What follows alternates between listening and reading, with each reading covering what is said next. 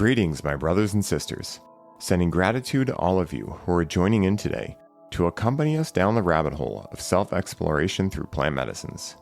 My name is Ryan Sprague, and I'm here to tell you that your frequency is now set and tuned to explore psychedelic medicines and the impact they've made among the countless psychonauts exploring the last true frontier. Buy a ticket and take the ride with me as we get true first-hand accounts of the experiences, benefits, risks, and transformations taking place within the ever-expanding world of psychedelic medicines on This One Time on Psychedelics. I feel for many of us who find our way into the realm of psychedelic medicines that we're quote-unquote searching for something. I know for me, I had no idea what I was searching for, yet that didn't stop it from finding me. And for me personally, what I was truly searching for was a deeper connection with God, Creator, or whatever you choose to call the omniscient power within and beyond us. Today's episode is one that is very near and dear to my heart, as today's guest is an absolutely incredible human being who is doing his part to assist others in the same quest, and is also someone I've gotten to know over the past 6 months and have had a blast in getting close with. In this episode, we dive into his journey of overcoming sexual abuse, finding his own way into teaching spirituality, free from dogma, how psychedelics impacted his life, and much, much more. So please help me in welcoming my dear friend and brother, Mark Anthony Lord, to the show. Mark Anthony Lord, my man, I am so excited to have you here with me today. You know, as I said in the intro for everyone listening, Mark and I met, a little while ago. We have a very dear mutual friend, Aaron Abke, who's also been on the show before. And, when I met you, man, I was like, man, this guy is just awesome. We get along famously. We've had the opportunity to connect quite a bit recently. And it's just been amazing getting to know you, man. And I'm really excited, selfishly to hear more about your story. I've heard tidbits from Aaron and also you and your content and everything. But, man, first of all, how you doing today? It's amazing to be with you today. I know, I'm so good, and it's all mutual love, man. Same thing, like, oh, who's that light bulb, man? So yeah, I'm happy to be here. I'm awesome, and I love these conversations, and I'm grateful for you because you have a space to let the conversation go where it wants to go. So yeah, it's exciting. In a world full of censorship and all that kind of stuff too, my love for podcasting has deepened a lot because I've started to realize just how important it is. Like, for instance, I've never had my podcast on YouTube before about 2 weeks ago. I just did it through Spotify, Apple, etc. So I've never had to deal with censorship. It's never even been on my radar. Obviously, I understand it. I'm on Instagram and I get shadow banned and stuff, But the other day, my producer was like, hey, do you want me to upload the RSS feed to YouTube? I was like, sure. So all of a sudden, 170 something episodes went up there. And immediately I get a strike on my account because one of them was curing cancer with cannabis was one of the titles because this woman cured her cancer with cannabis. Right. Yeah. So just more of that evidence of like why these conversations are so important, to be able to have, because, in today's world, everything is not exactly as what it seems. And what I'm really excited to know about is, for you, and we'll get into, plant medicine and things like that if it comes up, of course. But for you, the question I'm really curious on is, for me personally, what psychedelics and plant medicines have opened up in me is my connection to God, source, creator, seeing myself as a fractal from the Most High, stemming from creator, however you want to put it. And so for me, like I was saying before I ever hit record, spirituality, religion, all of these things that we can think about related to a certain God or a certain practice are, for me, some of the biggest psychedelic experiences I've ever had.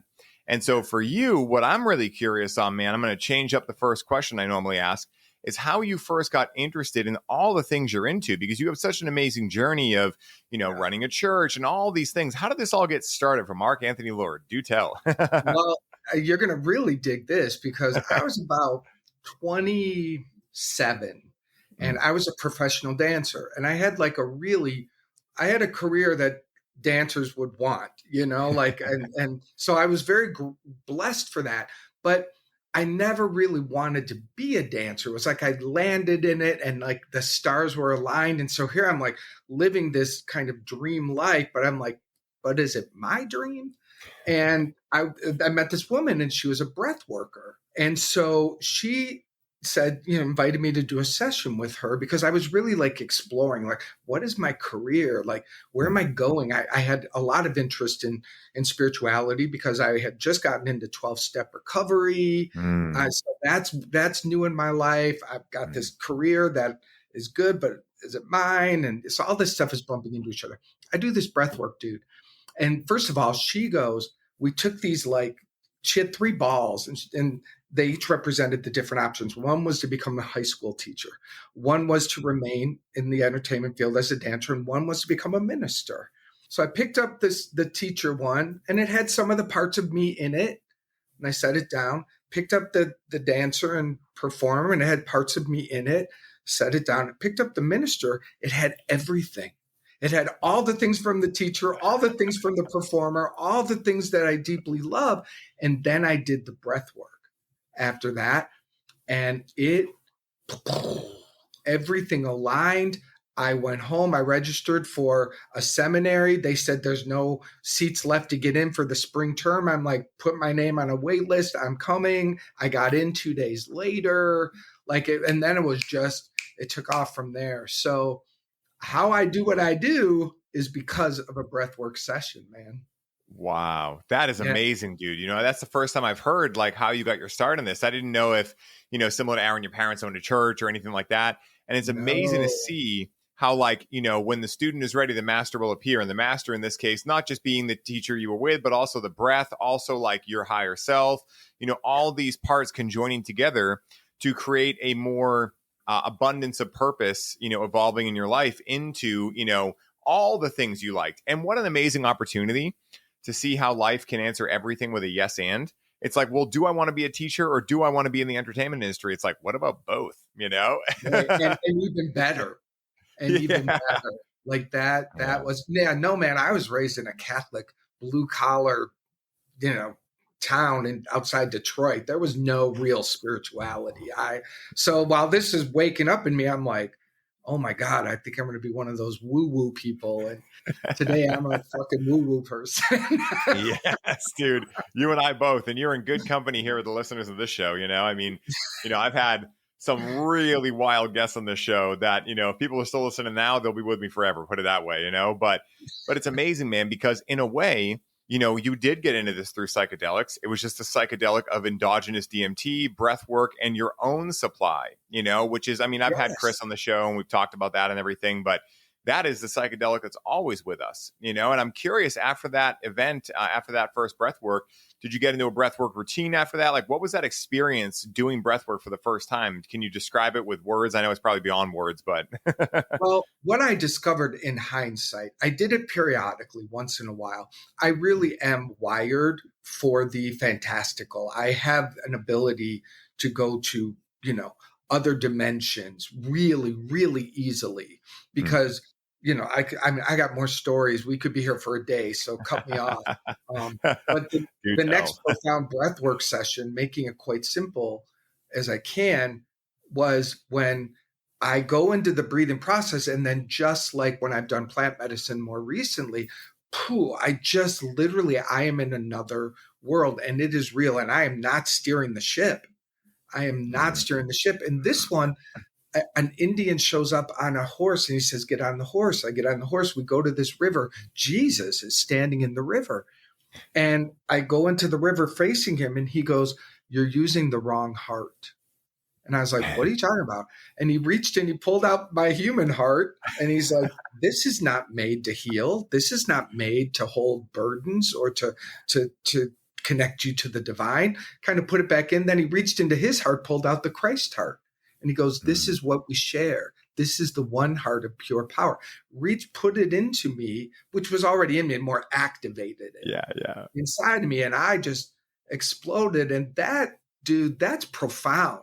The difference between the human heart and the real heart that heals, like I was given the blessing of an activation that forever changed my understanding of where our healing power really flows from. Wow. And seeing so many people in our world today, which I know you see too, man, you burden your human heart. If you put all the pressure on that, heart attacks, blood pressure problems, cholesterol, food, all the environment, but no, you're overburdening the human heart, which is not made to carry the load. That's cool. Yeah, it is fucking cool, man. I mean, like, that's one of the coolest stories I've ever heard of this show, and that's like one of the millions of reasons I was so excited to have you on, because, I think that why do we have the term faith, right? Because for a lot of us, we have yet to know for ourselves subjectively, right? Whether we ever know objectively, I have no idea. Quantum physics says there's no objective reality, but regardless, not to get stuck in the weeds, for a lot of us, what I choose to believe is that I know God exists, for me personally, right? But for a lot of us, we have faith as well, right? Or maybe we're only running on faith. Maybe we don't have any direct evidence. And every single person that comes on the show and speaks to that allows someone else to go, okay, I'm seeing more and more evidence. And that evidence is a lot of times necessary to have someone move from that left brain dominant point of view into a right brain experiential understanding in going through a plant medicine journey or a breathwork journey or going to a really good sermon or any of these kind of things, right? Because, the funny thing about God, as I found, is that even though institutional religion will try to get you to believe that you have to go to a certain place to have him around you, I mean, he's everywhere, right? And God, to me, is just playing one big game of hide and seek. God's an eternal child to me. And I'm curious for you, like, do you see God in that light? Like, this game of warm or colder or hide and seek or like the eternal child? Because one of my favorite quotes in the Bible is, if you want to enter the kingdom of heaven, you must first enter the mind of a child. And for me, like, that one has always stuck out for me. I don't know why, but I have faith that I know that there's a reason for it. And I'm just curious, man, if you've seen God in that kind of light as well. Well, the meaning of that particular quote is really the mind of the child has no past and no future. Yeah. That's really what they're pointing to. So when you're in the now moment, you have access to the divine power. I have grown tremendously, and I've gone, I'm all about get a new God. My whole world has been about helping people heal their relationship with God. And this is an ever expanding concept. It's like you get an idea and there's more and there's more. I mean, it's an infinite thing. But what is important is in this infinite construct where it's cool to know that, then it says now, and what I learned, because I've gone to India a number of times, what I learned there, which was tremendous, was, it's so infinite that it becomes impersonal. So that's cool. But now how do you take the infinite and build a personal relationship with it? So to me, it's both and. To me, I love the infinite nature, the law of God, the spiritual laws of God that we can count on, that formed us, that we can use for creation. Like I get off on that stuff. And I have a living personal relationship with God that feeds my soul, because this dimension, life is relationship. Life is relationship. And I find in the Western world, because this whole conversation is so messed up by religion, people throw the baby out with the bathwater. So for me, God, I don't know if I can even define God. It's like there's so many. It is like you say, it's everything. I feel like people. It's like a fish swimming in the ocean looking for water. Like, if you said to a fish, dude, you need water to live, man, you better figure it out. And like the fish is like, I got to find water. That's what people are doing. People are swimming in the divine love and the power and the support and the eternal life, trying to find it. Oh, man. I mean, that's so perfectly stated, because it is the paradoxical funniness of the world, right? And that's why I think they say laughter is the best medicine. Again, everything is multifaceted, right? There's, if you want to understand anything, you must see it from 12 different angles. I forget who said that, but I've definitely found that to be true in my life. And like you're saying, right, with the impersonal and personal relationship with God, or the macrocosm and microcosm view, or the higher self / God within us versus the humanness, right, of Ryan or Mark, however you look at it, we have this paradoxical equation here. And when you look at like these kind of sayings that have stayed true throughout time, they've changed in terms of how they say them, what language is spoken in. But like that idea of like, if you want to enter the kingdom of heaven, you must first enter the mind of a child. Laughter is the best medicine. Laughter is a lot like crying. Like any of these kind of statements that, at face value, you can be like, oh, well, logically, I could understand laughter is a good medicine, because if you're laughing, you should be in a good mood, right? But again, like when you really like break through on psychedelics or you break through on breath work, all there is laughter, because it's such a cosmic joke, right? Realizing, like Ram Dass says, that death, one of the things that so many of us fear, is like taking off a tight fitting shoe. It's actually just another beginning in a sea of infinite chapters that will never end, have never really been started either. They're just cyclically happening. And again, like, I don't pretend to understand that. I know it intellectually, and I've experienced it for moments. But again, just like I say often, I don't want to open my Christmas presents before Christmas morning. And for me, like when I was doing Kabbalah work, they talk about in Keter, the top Sephirot, the image there is of God, but only one side of his face. And how they say it is like, if you ended up seeing both sides of his face, you can never come back type thing, right? Like now you've actually passed too far.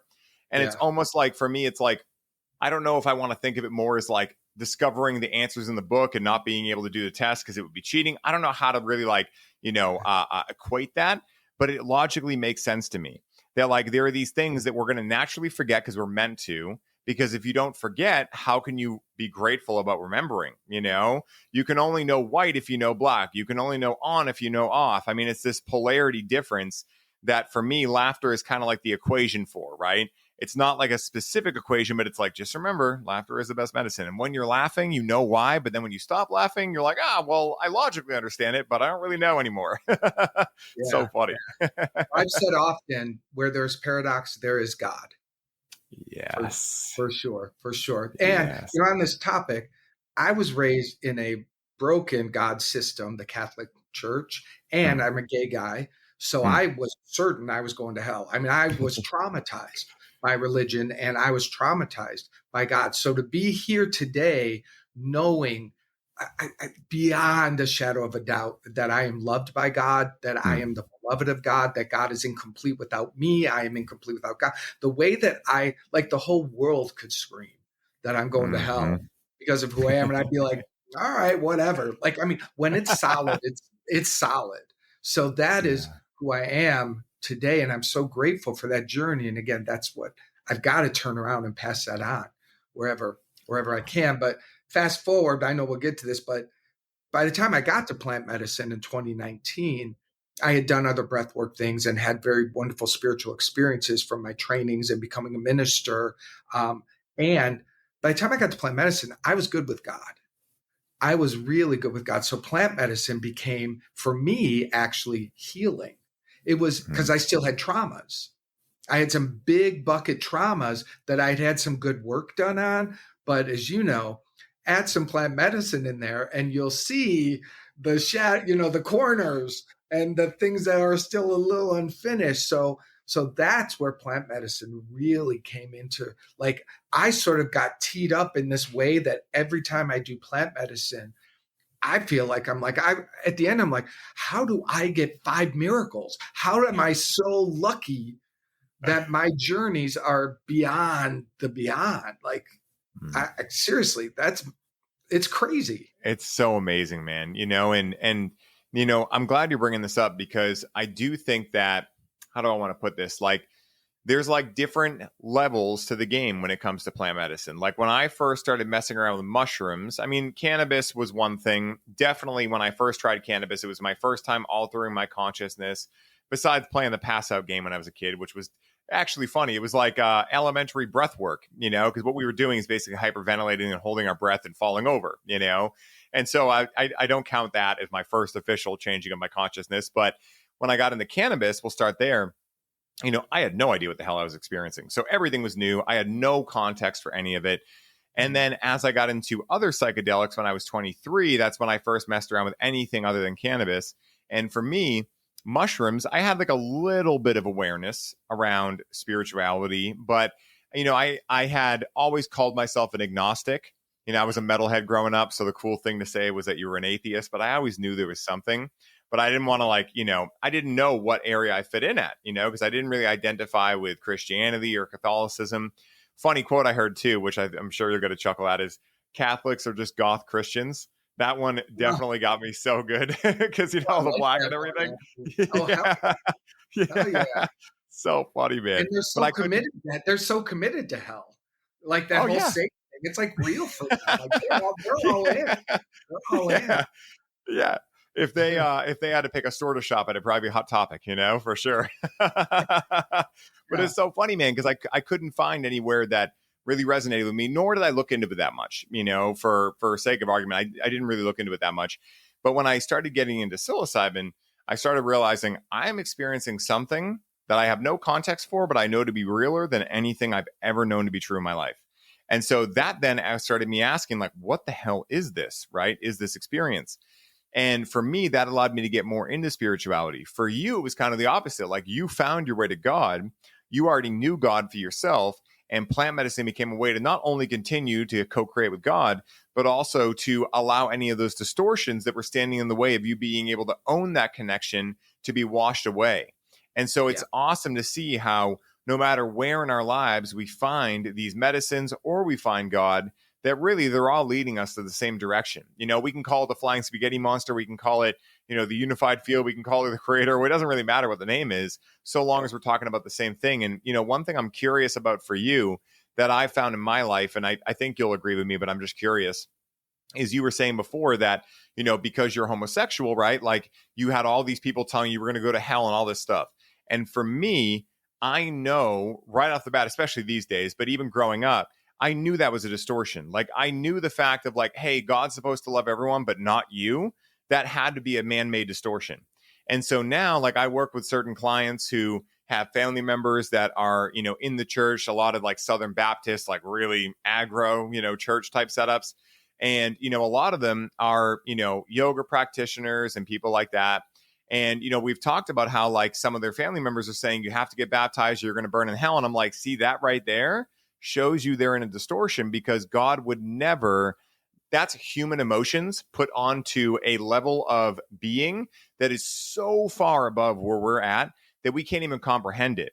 So again, like, I'm curious for you if that was kind of like, how you viewed it. Did you have that like awareness even when you were younger? I imagine at a certain point it shifted around like, wait a minute, they're telling me that God's supposed to love everyone, but they're clearly operating from a distortion. Like, was that part of what allowed you to expand into like, I don't need their approval. I don't need to go to this certain place to find God. God is all around me. I'm curious if that was kind of your trajectory too.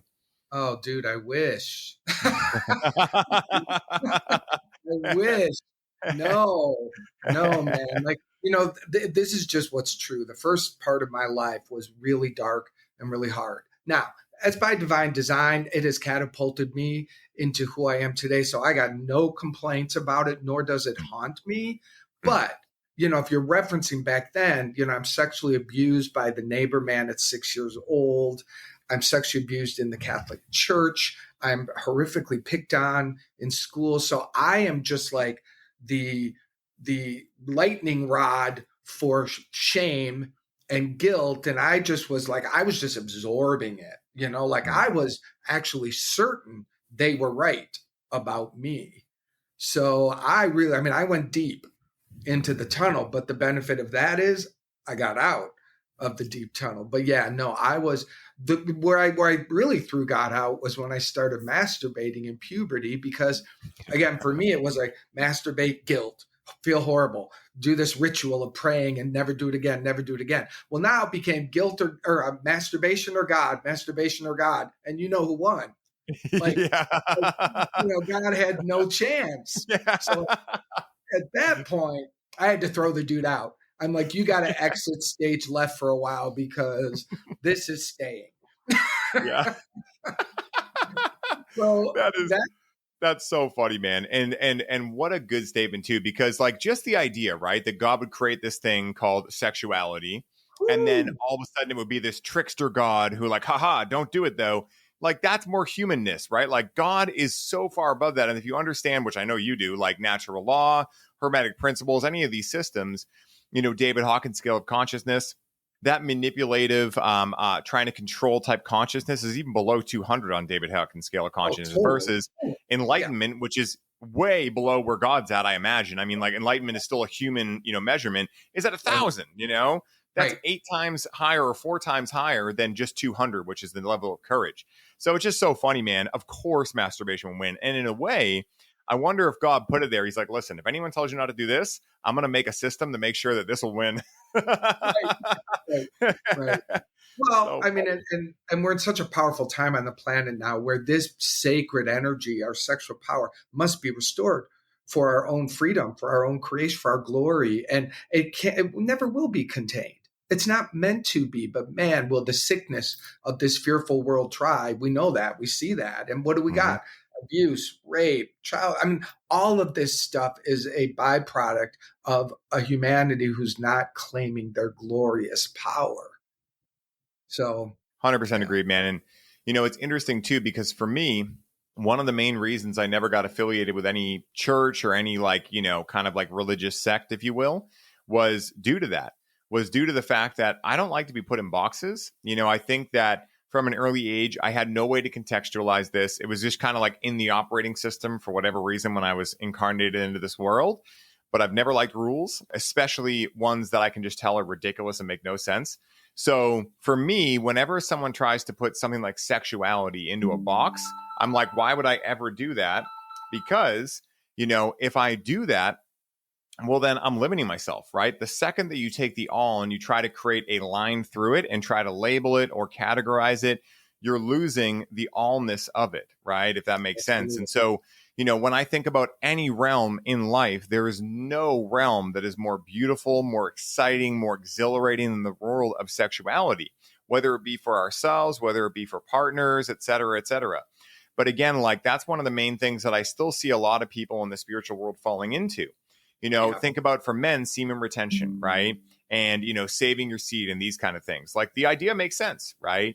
And astrologically, there's a certain time period, 3 days of each month, where the moon is moving through your sun sign, where if you read The Law of Light, I don't know if you've ever read that book by Lars Muehl. No, but I will. It's a great book, man. And it's all about the secret teachings of Jesus. And when I read this book, I was laughing so hard because the whole book, it's like this thick, right? Which you don't need a gigantic, 18 volume text, right? Because again, like when you get close to God, you realize that the closer to God you get, the simpler it gets. That's why when, I've been a part of certain organizations, let's just say, I won't say the name, I'll tell you privately, but I've been a part of organizations that want you to do all these rituals twice daily and do all these things and spend all this money. And I'm like, this is way too complex. God would have never done this, because it's just way too complex. That's the human mind doing that. So at the end of the day, when we look at sexuality and we start to look at these people that are like, oh, I'm never supposed to ejaculate ever. I'm like, okay, you're kind of taking it and you're putting a humanness on it and then you're going with it. When in reality, I remember asking Paul Chek when I was first learning about semen retention. I was like, hey, Paul, what do you think about semen retention? He's like, and in his famous voice, he's like, well, there's real, validity there, but eventually you're supposed to come, And it was just one of those things where I'm like, thank God for Paul, because I'll tell you for me, man, like I fell into that for a little while where I started getting nervous about having sex because I'm like, oh man, like, it's not all about orgasming, but at the same time, like that's a fun part of it. I don't know if I want to give that up forever. And then I ran to myself like, God would never ask that of me. God only asks for me to have love in my heart for myself and others. That's really it. It can be that simple. I'm curious if you agree on that. Yeah. Well, I didn't mean to cut you off. No, you're good. So funny because I'm so in line with that because I've toggled back and forth. There are times when, a stretch of celibacy can bring some clarity and some good, spiritual nourishment. But I swear to God, I ask God, I get divine guidance. I have an ability to channel. So I listen and swear to God, the answer to me was, I'm like, am I supposed to do this semen retention celibacy thing? The answer was, Mark, you have plenty of other things to focus on right now. Why don't you just enjoy that? It felt like I was like, you're not even there yet. Don't even. Yeah. And I was like, cool. It's not my thing to take on. And, I want to pass that on to the listeners. Like, y'all, you got to check it out with you because there's too many things coming at us. Eat meat, don't eat meat, semen retention, don't do celibacy, this, that. It's like there's so many things in the field. We've got to learn how to get connected to the one that knows and then begin to trust that. And that's an example. Like for me, it was like, don't even worry about that. And I'm like, done. Mm-hmm. So, dude, I'm so glad you're bringing this up because now this is going to start a larger conversation about, you mentioned meat, you mentioned all these things, right? And we don't have to get into the nitty gritty of whether it's good, bad, whatever, because what I believe is that it's whatever you believe it is. Like, I think where a lot of people are still missing the mark, and I know you'll get this, is that when you're into spirituality, there's a lot of things about, oh, be vegan, be these things, right? But, I'll tell you that if we choose to believe that we are God, right? Or we are an aspect of God living out itself, right? In an infinite sea of probability and this illusion of separation. And so we're a fractal stemming from the all, but because of that, we have the all within us. And you also think about the statement of we are the creator of our reality. Then I think a lot of people are falling short in understanding what that statement means, because we can't be the full creator of our reality and then have these rules that we didn't create, like it doesn't make any Well sense, said. right? Yeah, it's like Well a said. paradox. So for me, I don't eat healthy because I feel like I don't want to die from cancer. I eat healthy because I feel better when I eat healthy, right? But for me, like the reason I eat meat is because every time I eat meat, my body feels amazing. Every time I've tried to be vegetarian, my body is terrible. Like my digestion is terrible. My skin starts breaking out. And so am I saying that vegetarian or veganism is bad? No, it's just not right for me. Other Totally. people may thrive on that diet, right? And I think that's where people are still falling short in understanding, like, no, nothing is true unless you say it is, because you're living a subjective experience and you are creating the reality subjectively that you live in, So within that comes a lot of power for self-authority and just creating the best life for yourself, making the best decisions that are out of love for yourself, making the wisest and most love-informed decisions. And for me, that's where I sit, because I'm like, I can't believe that I'm the full creator of the reality, but then there's these rules and this trickster God and all of this. Doesn't make any sense to me, So I think there's a risk of spiritually bypassing for a lot of people there. You're not doing that. I don't feel that for you at all. But what I mean by that is absolute principle is absolutely true. But then we got to get really humble and related to, but am I really living there? Or are there patterns that still exist that are running me? Nothing wrong ever. But if we don't get related to the patterns that are still here and we're trying to be there, this is where people fuck up. And they really, they beat themselves up and it ends up not working. So what I mean by that is, for me, I'm in the both and. I believe that I'm not at absolute choice with my food, is what I'm saying. But I am related to what is best for me, where I am in consciousness. And I do have the ability to know that. And I am a meat eater. I am a meat eater because that feels authentic and true. And like you, my body says yes. And so I feel like I'm choosing it, but I'm also relating to the vehicle that is saying, this is what's good for me right now. Yeah. So I may be in full agreement with you, or maybe saying it differently, but I will say, dude, I tried to be a vegetarian. More gas in this body than any, like I was going to blow, man, you light a match, I would have blown up. Like I'm just not wired. Like, I don't know how, I don't get it. Like I couldn't do it. I mean, dude, it makes sense. If you look at like the metabolic typing diet, and I did a lot of training with Paul Chek, and, he said the same thing. He said his soul for a year led him to be a vegetarian. And for that year, it was right for him. And he doesn't eat red meat, not because it's bad, but because his body just doesn't like it. So he eats chicken and a lot of birds and things like that.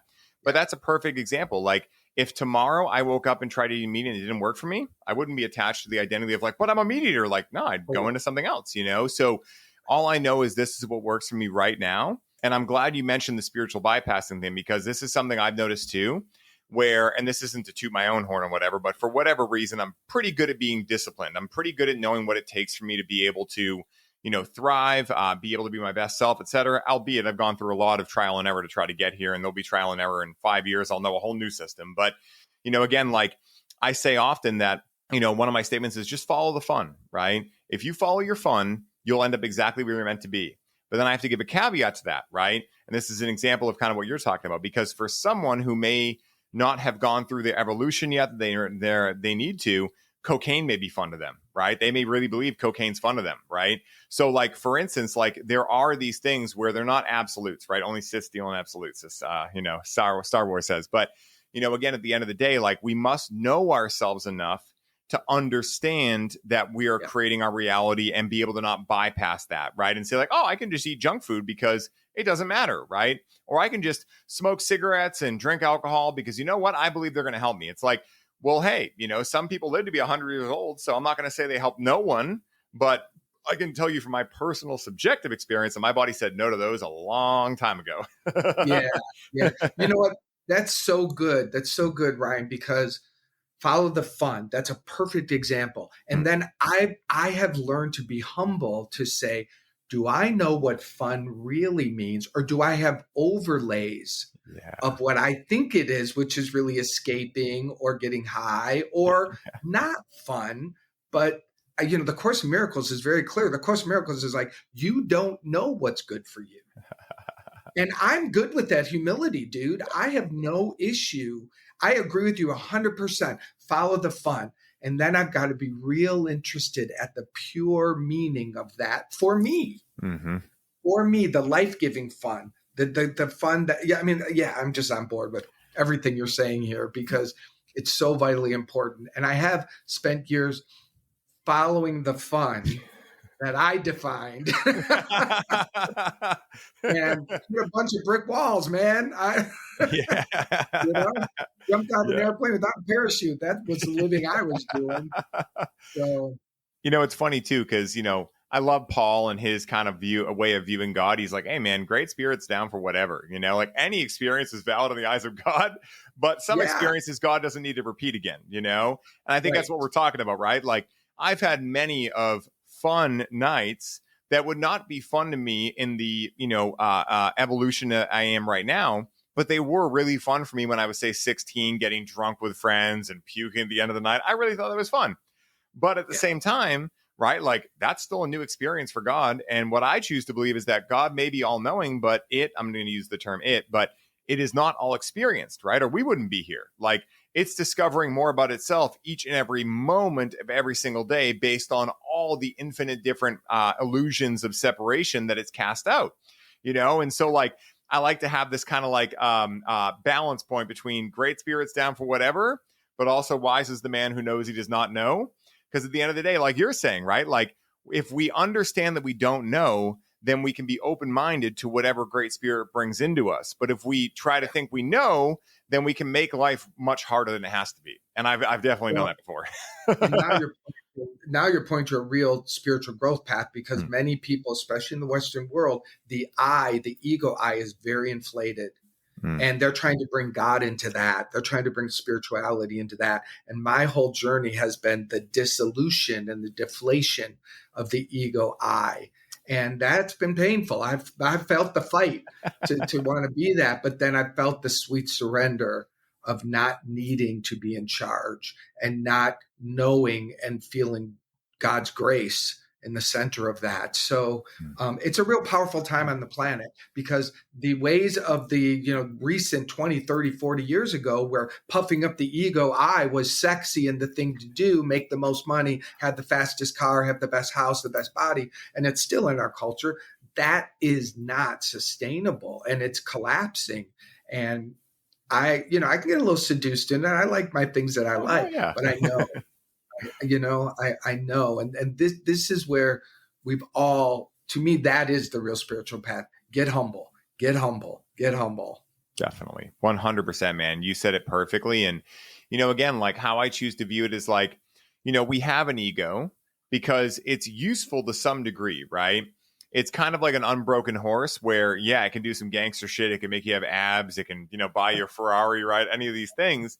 And those things are fine in the eyes of God, as I see it, so long as you're not, attachment could be a word, but I think even more than that, like if you're not basing your worth off of those things, right? Like, let's say that someone like you, someone like a listener to this show, they end up, say, hitting it big in crypto or something, right? And they wake up with like $100 million. Well, you could go buy yourself a Ferrari. Because at the end of the day, you could be like, well, I have this abundance. I'm going to go drive a Ferrari, but I'm also not going to like go buy 100 Ferraris and, get ab injections and get a bunch of Botox and just tell everyone that I'm the man. You might get a Ferrari to go drive and hang out with people that you can bring God more into their life. Like you have the foundation. And if the Ferrari left the next day, you'd be like, hey, that was fun, but hey, what's today? It's okay. Like having that degree of non-attachment, and for me, how I always look at it, and I'm curious to hear your thoughts on this too, but how I think of it is, and this is the most hilarious paradox, because even though I'm about to explain it like I understand it, I fall out of this all the time, right? And that's the hilariousness of the human experience, once again. But what I've noticed about life so far, anyway, is that, and it takes me like a really heavy dose of mushrooms to really remember this, because I'm, my ego is very strong, like I've definitely like noticed that during plant medicine experiences, and Yeah. it likes to have control. Now I've got it kind of wrangled in a way where, we shake hands, we get each other, but sometimes it acts up. But, again, like when I have a really big breakthrough experience, if I meditate for 2 hours, or I do breath work and breathe with cannabis for like 40 minutes, or I do a plant medicine, at the end of that experience, I will be in a place with my eyes closed of just pure peace, right? Where every answer to the universe is there. I don't need Yeah. to know it though. Like there's no wanting for anything. It's all there. And then on the other side, I have these times where I'm stuck in the go, go, go, just running around, like just crazy, right? So we have these two polarities, right? And the funny thing is that the idea is to find the balance, of course, right? But the side where I'm stimulated always tells me that whatever issue I'm going through, I must have to add something more or do something to fix it. Where what I've realized when I have these experiences, when I just subtract everything, there are no issues anymore. There's nothing to Amen. fix. But I still forget it like all the time, Oh yeah. Oh And so yeah. it's hilarious, it's what keeps us all relatable to each other as well, because, even Jesus, right? Like, someone like an avatar like him or Buddha, they talk about times in their life where they weren't what they were now. Like, they must have that humanness in them for us to be able to relate to them. Like if an Anunnaki god came down here or something, or, let's use a better example than that, actually, like real God came down here to, share with us. I mean, we'd probably be just blown away. We couldn't even talk, like there'd be no relatability, So I think these things are instinctually in us to keep us humble, like you were saying. But at the same time, it's that funny paradox where the only issues that exist are the ones that we believe and have created through being the creator of reality do exist. And that's why I love David Hawkins' book, Letting Go, because he talks about all that. The more you let go, the more you realize there was never an issue to begin with, except the one that you dreamt into manifestation. So And funny. only 100% of the time. Yeah. Yeah, dude. I don't know why I want to share this too, because on this Please. God topic and, Mm. having taught for 20 plus years spirituality, seeing this so pervasively, this whole thing, spirituality in the Western world, the thing that is also got it in a bit of a chokehold is this perfectionism. I hear all the time, when am I going to get there? I'm still having negative thoughts, or, I'm like it's this idea that until this perfect idea that the ego is actually making up in your mind is established, you're not there. And then it's all the suffering of, well, I thought I dealt with this and now it's back, and round and round people go. I don't know why I've been so blessed. I don't have that issue. I don't have a God that requires me to do anything except forgive and practice whatever comes on my plate if it's there. I don't have a story that I'm supposed to be perfect. I don't have a story that I can't be fucked up and know God. There's a paradox. I don't have a story that it's got to be all together and then. What I do have a story is the and then is already here. We already are that. So this whole other thing that's being played out, I don't know. I just ride the ride. And I can be channeling wisdom that blows my mind. It's so fantastic. And then the next day I could be calling you going, Ryan, I am so fucked up. And I have no issue with that. But I see so many people who have a story about spiritual that keeps them from their spirit. Does that make sense? Oh, dude, that makes perfect sense. And I'm so glad you mentioned this, because I've had a idea around this too. And that idea is the thing that, if you think about a lot of people that are into spirituality, especially in the plant medicine space, right, where we see people going from ceremony to ceremony to ceremony to ceremony, right? Yeah. We could say in a way that they're trying to get back to there, wherever there is. You could call it heaven, you could call it unified field, whatever, but they're trying to get there. But what I have understood from a very early age, I have no idea why. There's many other things I didn't understand, but for whatever reason, this was in the operating system. What I've understood is that, hey, wait a minute.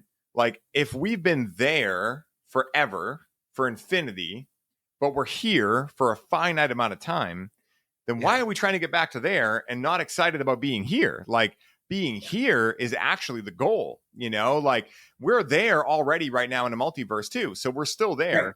But we're getting to live out this illusion of separation where we get to play this game where, God's outside of us and all these things that aren't true, obviously, but it's this fun game setup, right?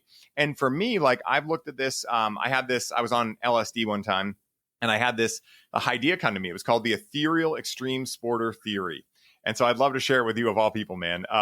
So, think about this, right? If you're there, right, you're just the all, right? Whether you want to call it God, whatever. You're the all, everything is perfect. Everything is divine, right? There's no separation. There's no nothing, right? There's no emotion. There's no nothing, right? There's no separation.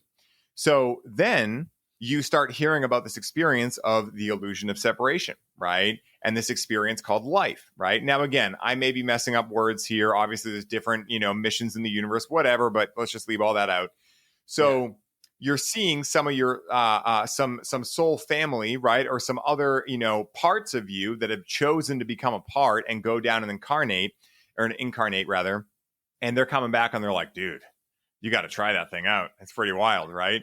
And you're like, I'm just going to say no, right? So this is like Dare Education 101, right? Like, no, I don't know.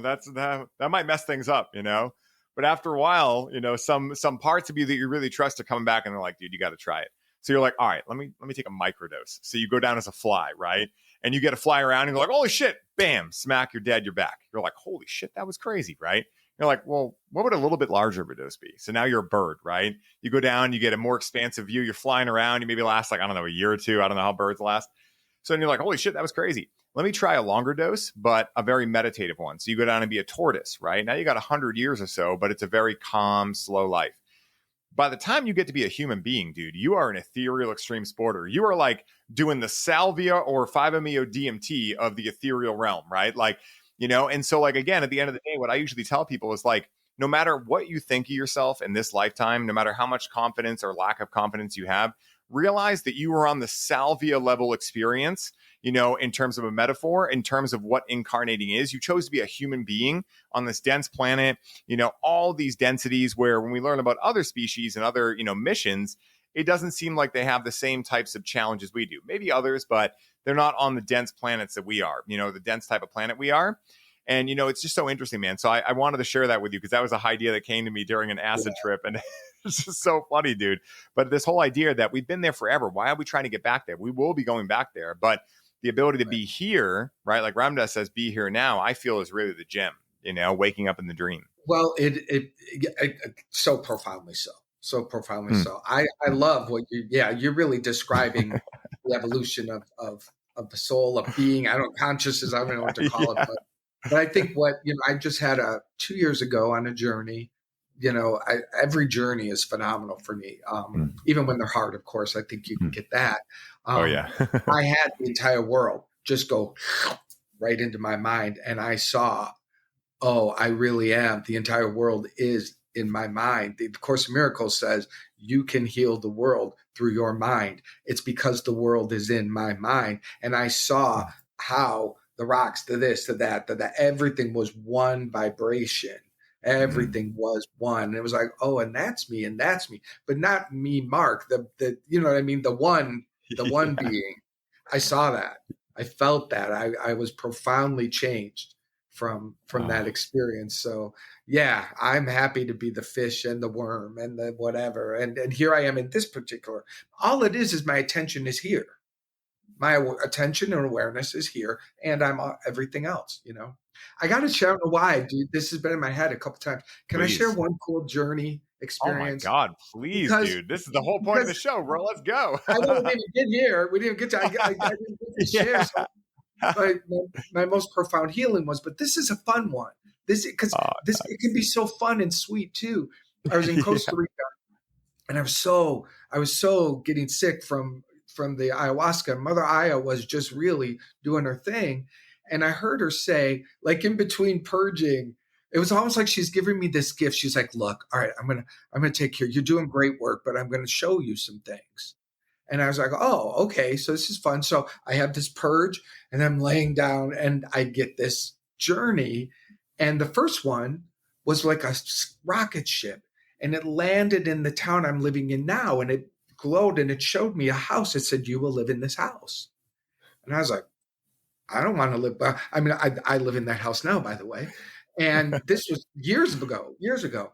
And then I come back and I purge some more, and I'm like, and then I in between she shows me my partner on stage with a movie being awarded and recognized that he wrote.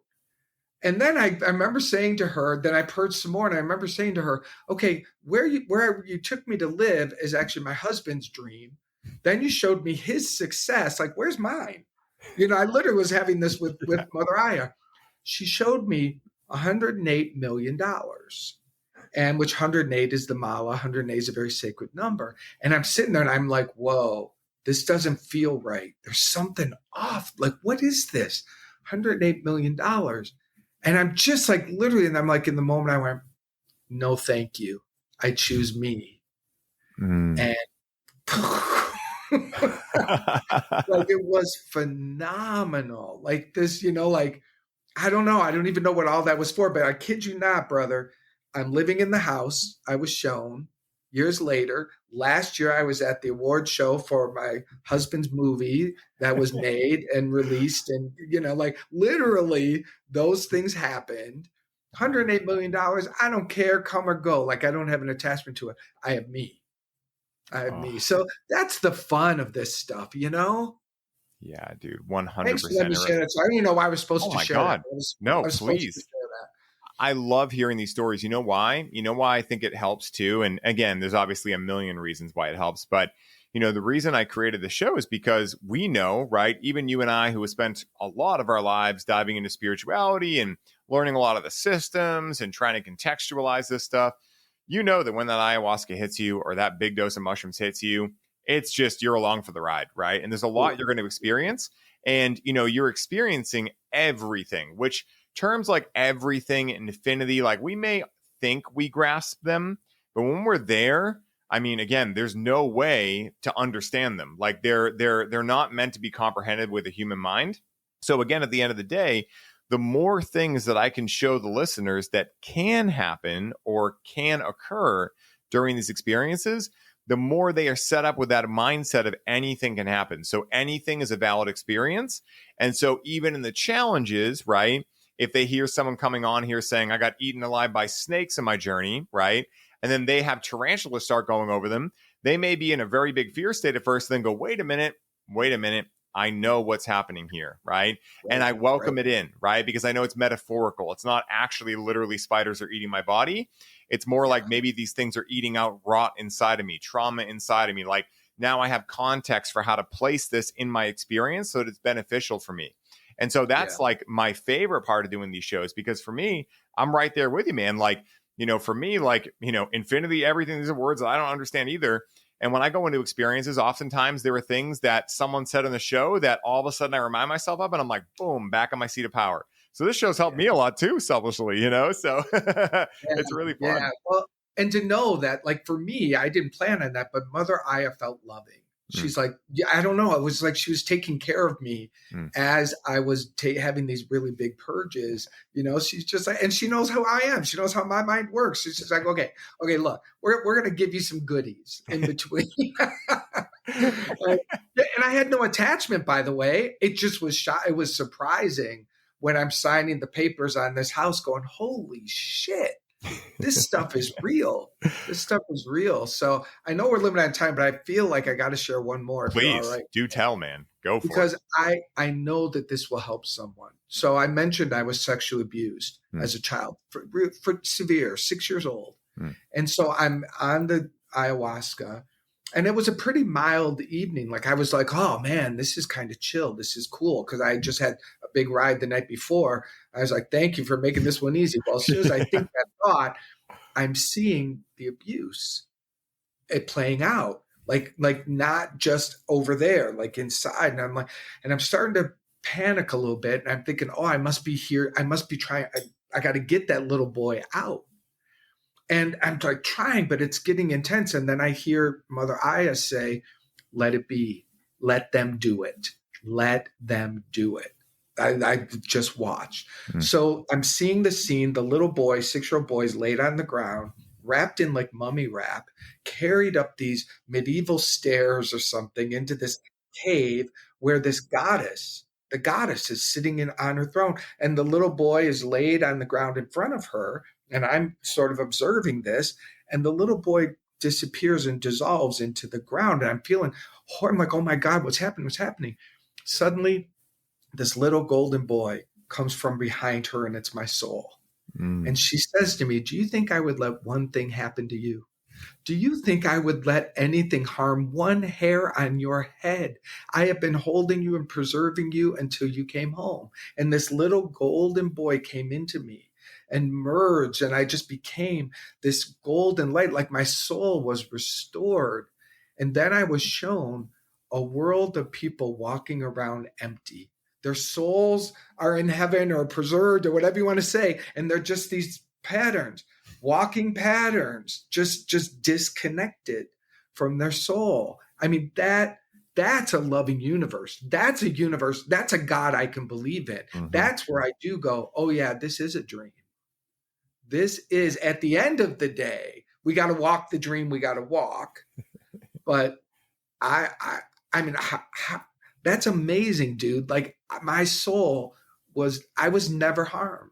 Mm. How do you explain that without medicine?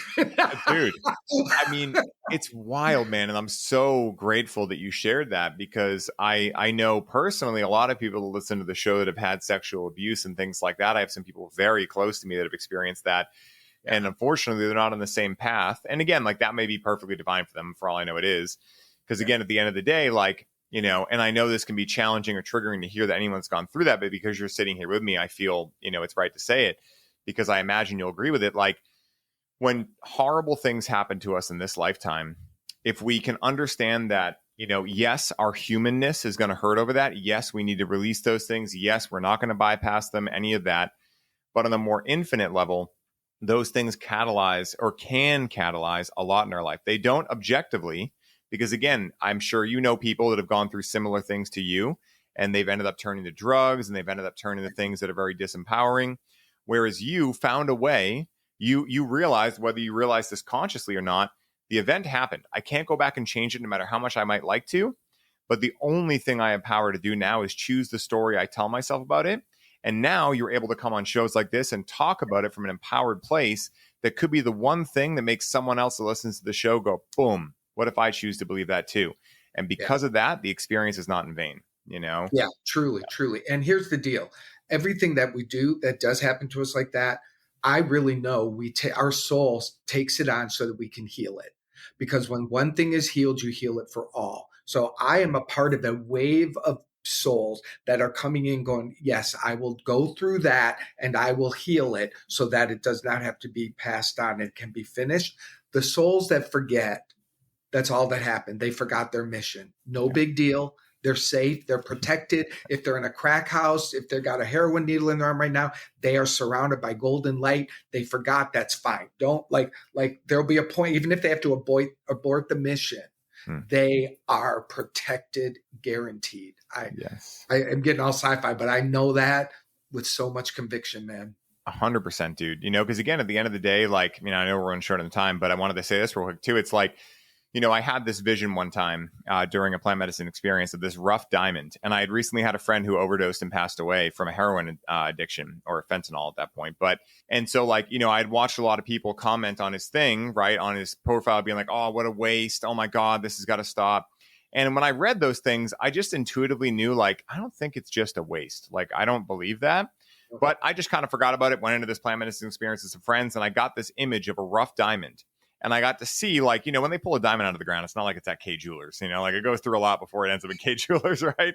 So, like, imagine pulling a diamond out of the ground, right? It's all rough. And so there's a lot of shaping and shaving and a lot that goes into it. And I got to see the fact that, you know, whether you want to call it self-actualization, self-realization, becoming an avatar, whatever the goal is, if we want to put it in terminology like that, whatever the goal is of this experience, it takes a lot of shaping, a lot of shaving to be able to get to that.